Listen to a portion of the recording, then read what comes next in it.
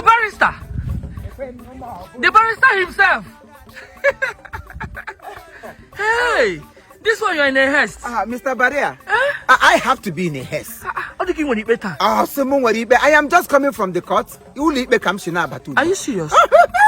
I have to call off the cases. Why Every now? case not a court. I told the chief judge there should not be any case. In fact, only one case today should be adjourned till the further notice. Why now? So why now?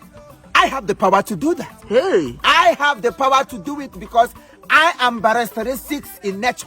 Our learned colleague cannot be celebrating, and all of us are only. Only one little colleague. One night in Wokewo, Honorable Barrister Ihe Sinachi.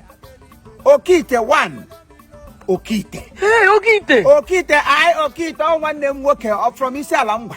Ntiha precisely. Hi, Isalamba not. Yes. Amamia. He is my learned barrister. All of us we are calling Toba. He was calling Toba of Balatari. I was also calling Toba of Biapalo. So all of us are in Toba.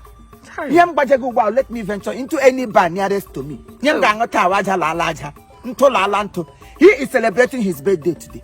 And there should be no case. Only case, you should leave it till further notice. Yes, that is wrong. It is wrong. A colleague is celebrating. A colleague is celebrating. Also celebrate with those who are celebrating. Yes. So that you also will be celebrated. Somebody cannot be celebrated.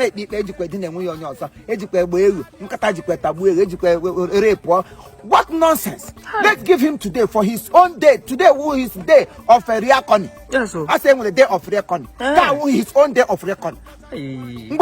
Okite. Munye ya ukwanuchi okite. Mgbechi nwere case with Ndocha na Limpopo, Libya. Limpopo? Yeah. You know this? I handled the case empty-handedly. She wanted to attract the presence of her husband. Okite.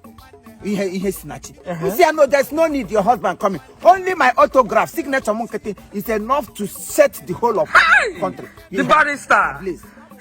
Causing Okite when common boundary case na Ethiopia. Ethiopia. Everybody not handle the case. Okite goes rotate. Chief Judge I say, who it is you? Say it is me, it is me. Okite I put it to you.